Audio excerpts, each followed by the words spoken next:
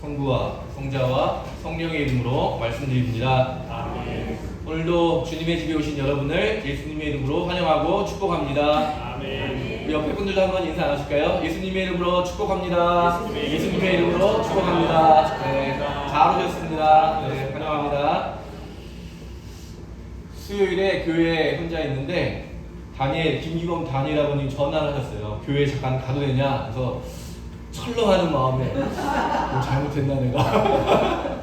근데 그 조명을 이제 원래 조명 가게를 하셨잖아요. 그래서 조명을 아주 멋진 조명을 가지고 오셨는데 복잡하더라고요. 그래서 조립을 하는 게 어려워서 같이 사업하시던 예전에 같이 일하시던 분하고 두 분이 오셔서 그 추운 데서 그걸 조립을 하시고 가셨어요. 근데 한참 조립 끝마치시고 차를 한잔 마시면서 이렇게 서로 이렇게 이야기를 나누면서 아버님 뭐 사업하신 이야기 듣는데 중국에 가신 이야기 뭐 사업 어떻게 재밌게 하신 얘기 한참 듣는데 아버님이 갑자기 그 같이 오신 분한테 아유 할 것도 없는데 주일에 교회 같이 다니자 이렇게 얘기하시는 거예요. 그래서 제가 너무 감동했어요.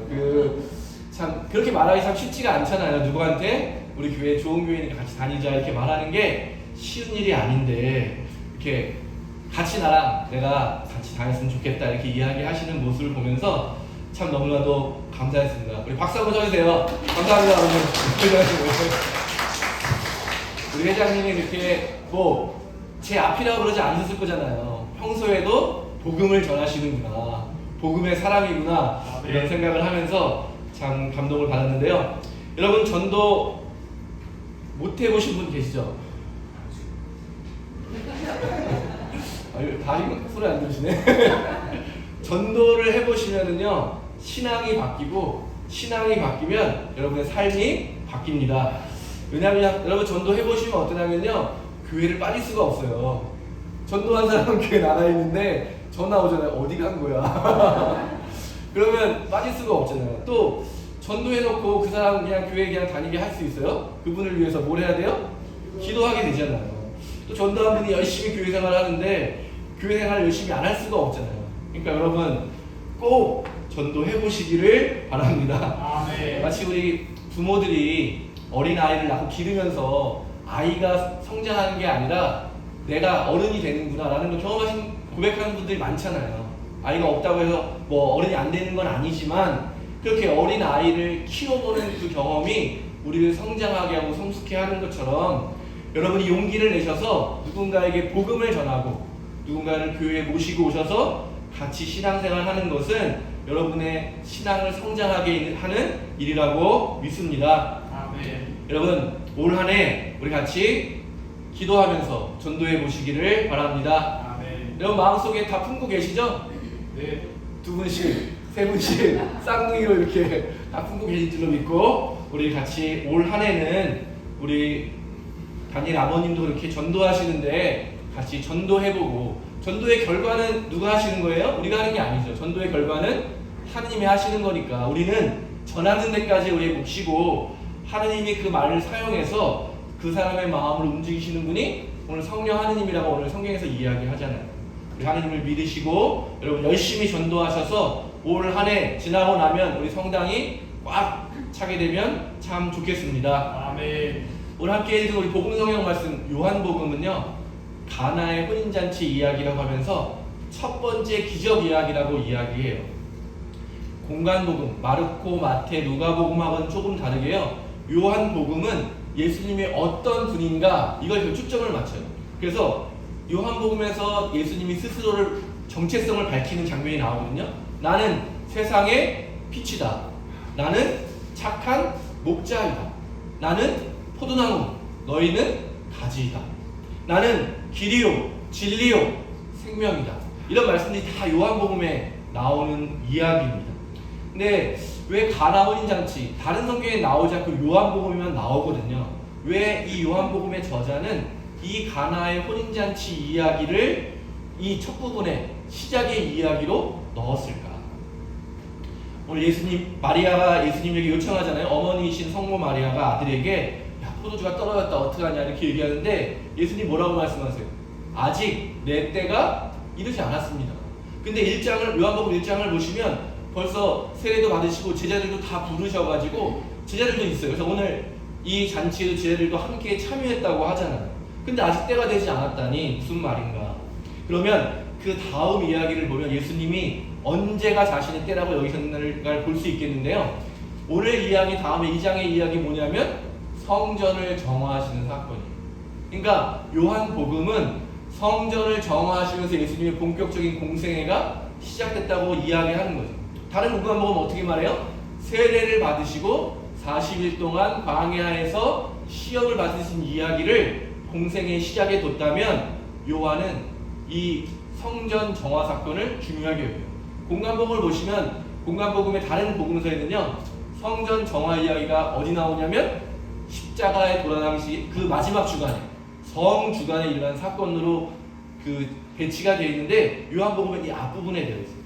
그래서 사람들에게 이 때가 되지도 않은 이 예수님의 사역을 통해서 우리에게 예수님은 어떤 분인가라고 말하고 싶은 게 있다는 것을 여러분 기억하시면 좋을 것 같아요. 말씀 묵상하면서 혼인잔치가 무엇일까 이걸 먼저 묵상해봤습니다. 여러분 혼인잔치 결혼식에 가면 여러분 어떠세요? 기분 나빠지신 분 계세요?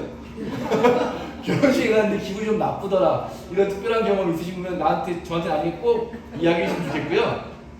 결혼식에 가면 기쁘잖아요. 두 사람이 만나서 한 사람이 하나가 되는 그런 아주 아름답고 거룩한 장면이고 사람들 앞에 고백하는 거잖아요. 이제 우리가 한 몸이 되어서 살아가겠습니다. 그러면 거기서 반대입니다 이거 보신 적 있어요? 다 찬성해주고 축복해주고 보증해주고 그런 역할을 하는 곳이 혼인잔치. 예수님이 당시에는 일주일 동안 그러니까 절차가 굉장히 길어요. 신랑이 신부를 찾아가고 찾아오고 막 이런 절차까지 해서 한 일주일 동안 잔치를 여는 거예요. 그러니까 이때 음식이 얼마나 중요하겠어요. 정말 주방장은 힘들었을 것 같아요. 그 음식을 준비한다는 게 똑같은 걸 낼 수도 없고. 근데 그렇게 기쁨의 잔치라는 게 혼인 잔치의 자리인데 말씀을 묵상하면서 보니까 그 기쁨의 장소가 어디냐면 창세기 1장에 나오는 창조의 시간입니다. 하느님이 저와 여러분을 만들어주실 때 얼마나 귀하고 아름답고 기쁜 존재로 만들어주셨는가. 그게 바로 이 혼인잔치라고 하는 것은 이 세상이 원래 어떤 모습인지를 보여주고 있는 거죠. 서로 축복해주고 기뻐하고 두 사람이 하나 되는 조화를 이루어가는 그런 일들이 창조를 통해서 우리에게 전해준 축복인 거죠. 그런데 포도주가 떨어졌을 때 이제 모든 게 다 혼란스러운 거죠. 여러분 포도주를 딱 멈추게 되면 어떤 일이 일어났겠어요? 도대체 누가 포도주를 담당이 누구냐? 담당자 불러라. 담당자 이렇게 되잖아요. 담당자는 많이 준비했는데 막 서로가 서로를 탓하는 일로 바뀌잖아요. 그러니까 창조의 기쁨이 창조의 온전함이 창조의 조화가 깨지게 되는 거죠. 창세기 1장에 그렇게 아름답게 1장 2절에 아름답게 묘사되어 있는데 3장에 가면 바로 뭐라 그래요? 누가 따먹었냐니까 하와가 먹으라고 해서 먹었는데요. 뭐 이렇게 하와는 뱀이 꼬셨다. 그러니까 서로를 탓하고 미워하고 책임을 돌리는 일이 창조를 파괴하고 그런 이야기를 오늘 요한복음의 저자는 포도주가 떨어지는 사건으로 우리에게 설명하고 있는 것입니다. 여러분 그렇잖아요. 우리가 살아가면서 내가 예수님을 믿는데 하느님이 우리를 그렇게 사랑하시는데 왜 삶에서는 그렇게 힘든 일이 많은 건지, 왜 그렇게 미워할 일들이 많아지게 되는 건지, 서로 사랑하기도 부족한 시간인데 서로를 축복하기도 부족한데 왜 우리는 그렇게 하지 못하는가라고 하는 것을 이 혼인잔치와 포도주가 떨어지는 사건을 통해서 우리의 삶의 모습을 설명하는 것입니다. 생각지 못한 여러 사건으로 깨어져 버리는 우리의 연약함에 대해서 먼저 이야기하는 거죠. 누군들 어떤 사람인들 마음속에 미움을 품고 누군가를 미워하면서 살아가고 싶어하는 사람은 단 한 사람도 없지만 우리의 마음속에도 용서하지 못하는 사람들이 있는 거죠. 서로 행복하게 살기고 싶은데 고통을 당하는 거죠. 그때 예수님이 등장하시는 겁니다. 그렇게 깨어진 삶의 자리에, 무너진 삶의 자리에 예수님이 나타나셔서 그 창조의 온전함을, 창조의 기쁨을 다시 회복시켜 주신다. 예수님이야말로 우리가 꼭 만나야 할 참된 구원자시다. 이거를 이야기 처음에 설명하고 있는 거죠. 그러니까 점점 이 성경을 읽는 사람들이 어떤 궁금함이 있어요? 어떻게 예수님은 우리를 구원해 가시는가? 어떻게 예수님은 이 세상을 구원하시는가? 그런 궁금증을 가지고 점점 이야기 안에 이야기를 읽어 나갈 수 있도록 그렇게 오늘 이야기가 작동하고 있는 것입니다. 18세기 영국의 유명한 시인인 바이런이라는 분이 있는데요. 이분이 원래 신학과를 대학교에 갔는데 대학 시험에서 문제가 이거였어요. 가나 혼인잔치에 대한 신학적 관점을 서술하시오. 저 같으면 열심히 막 알고 있는 거 썼을 것 같은데 2시간 동안에 주어진 시간 동안 아무것도 쓰지 않고 있는 거예요. 그 교수님이 너무 이상해서 이제 마지막 때 안 쓰냐 했더니 마지막 2시간을 다 꽉 채우고 한 문장을 썼다고 해요. 물이 주인을 만나니 얼굴을 붉혔다. 네, 그리고 100점을 맞았다고 해요. 전설같이 내려오는 이야기인데 여러분 얼마나 아름다운 문장이에요. 이 사건을 한 문장으로 그 의미를 굉장히 더욱 풍성하게 하는 글이라고 생각이 되는데요. 물이 그 주인을 만나니 얼굴을 붉혔다. 저는 물이 바로 저와 여러분이라고 생각합니다. 우리가 만나야 될 주인 예수 그리스도를 만나게 되면 얼굴이 붉었다는 거, 여러분 어떤 이미지가 떠오르세요? 화를 낸다? 사랑하는 사람을 앞에 두고 얼굴이 빨개졌던 기억 있으세요? 없으신 다 있으시죠? 서로 눈도 못 마주치고 그냥 너무나도 사랑하는 사람이라서 말도 못하고 얼굴은 빨개졌던 그런 아름다운 기억. 아마 사랑으로 그렇게 참 주인이신 예수님을 만나는 관계가 그런 깊은 사랑의 관계라는 것을 표현한 것이 아닐까. 여러분 오늘 이 예배 가운데 우리의 참된 주인이신 예수 그리스도를 만나시게 되기를 바랍니다. 우리의 메말라버린 마음이 다시 붉어지게 되기를 간절히 소망합니다.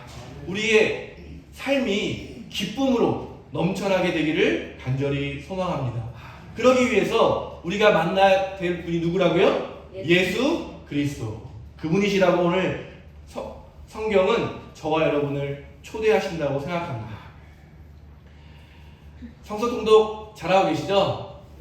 제가 마음이 좀 약해서 한 분 한 분 다 확인하고 싶은데 제가 계속 생각하고 있어요. 잘하시겠지. 내가 전화하면 상처받을 수 있으니까 잘하실 거야. 열심히 기도하고 있는데 여러분 혹시 이렇게 뒤처지신 분들은 다시 힘을 내셔서 해보시면 좋을 것 같아요. 29장까지 창세기 29장까지 갔는데요. 벌써 아브라함, 이삭, 야곱의 이야기를 하고 있어요. 여러분 성서를 읽어보면 어떠세요? 아브라함만 생각해보세요. 아브라함은 하느님이 불러서 하느님의 인도를 따라 사는 사람인데 그분의 인생 같이 읽으셨잖아요. 어떠세요? 부럽다. 안 부럽다, 그죠? 안 부럽다잖아요. 집도 떠나야 돼. 자꾸 뭐 기근도 만나. 아내도 뺏길 뻔해. 같이 떠났던 롯하고는 헤어져. 뭐 전쟁도 겪어야 돼. 수많은 어려움 속에서 100세까지 아들도 얻지 못하고 또 아들 둘을 낳았더니 아들도 서로 싸워가지고 한 명은 또 집을 나가야 되고. 그러니까 인간이 겪어야 될 수많은 고통과 어려움은 다 겪은 것 같아요. 아브라함이라는 사람이. 그런데 그가 믿음의 조상이라고 불리는 거는, 그러니까 우리가 이렇게 가야 되는 믿음의 여정은 순탄하고 아무런 일도 일어나지 않는 게 아니라 어떠한 상황에서라도 함께 하시는 하느님을 발견하는 데 중요한 점이 있다는 거예요. 아브라함이 그 험난한 여정 가운데 누구를 만났어요? 항상 하느님을 만난 거죠. 그 주인을 만났고 그 주인의 축복을 믿었다는 거죠. 그래서 믿음의 조상이 되었고 그가 누리는 축복이 그 한 사람에게만 머물지 않고 어떻게 했어요? 온 세상을 향해서 아브라함과 아브라함의 후손을 통해서 모든 천하 만민이 복을 받게 될 것이라는 놀라운 축복을 받게 된 것이죠. 오늘 하나님께서는 저와 여러분에게도 이 믿음의 길로 저와 여러분을 초대하시는 줄로 믿습니다. 아멘. 와서 함께 이 창조의 기쁨을 누리기를 원하십니다. 우리 삶에 있는 고통과 아픔과 슬픔, 그 모든 것들을 주님은 가볍게 여기지 않으세요. 우리가 고백하는 것이 무엇입니까? 우리의 모든 죄와 연약함을 예수님께서 십자가에서 해결하셨다. 아무런 대가를 치르지 않으시고 그냥 해결하시는 게 아니에요. 자신의 몸이 찢기고 자신의 몸의 피가 흘러서 마침내 죽음에 이르기까지 우리의 모든 연약함과 허물과 아픔들을 함께 예수님께서 맡아 주신다는 고백인 것입니다.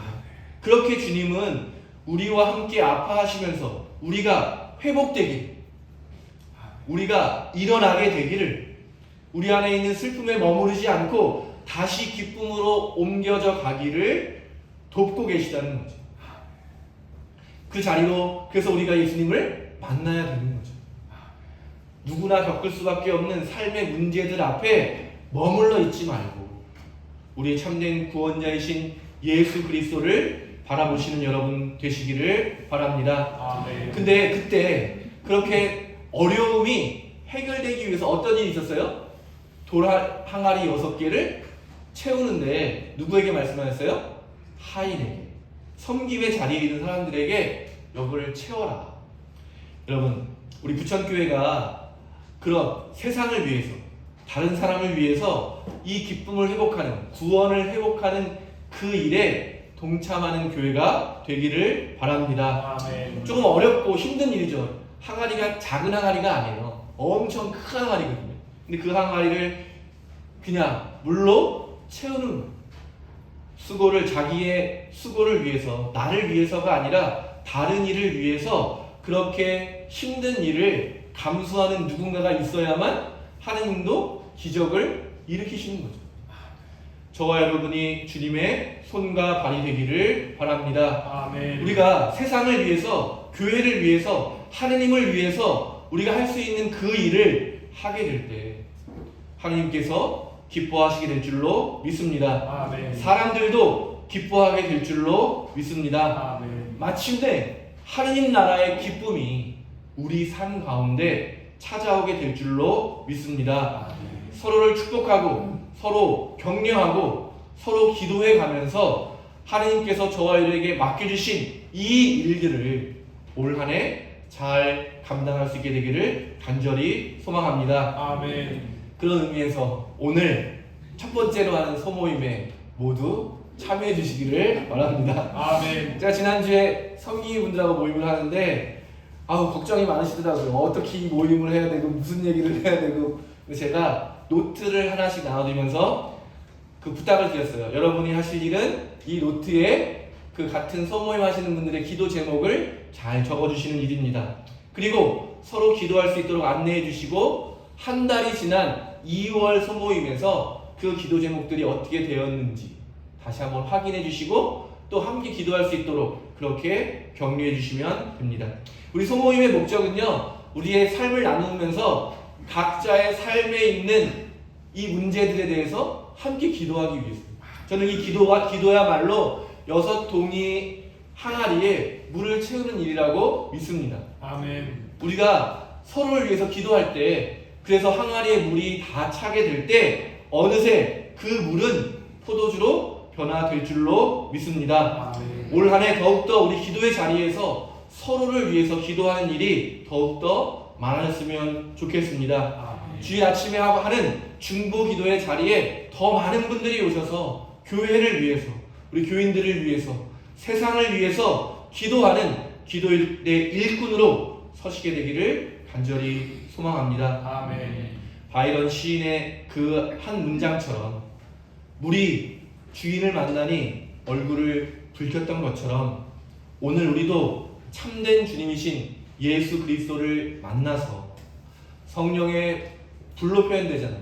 성령 받은 사람으로, 성령에 취한 사람으로 얼굴을 붉히면서 그렇게 이 세상 가운데 주님의 귀한 자녀로 또 주님의 성령의 사람으로 살아가기를 예수님의 이름으로 축원드립니다. 아멘. 성부와 성자와 성령의 이름으로 말씀드렸습니다. 아멘.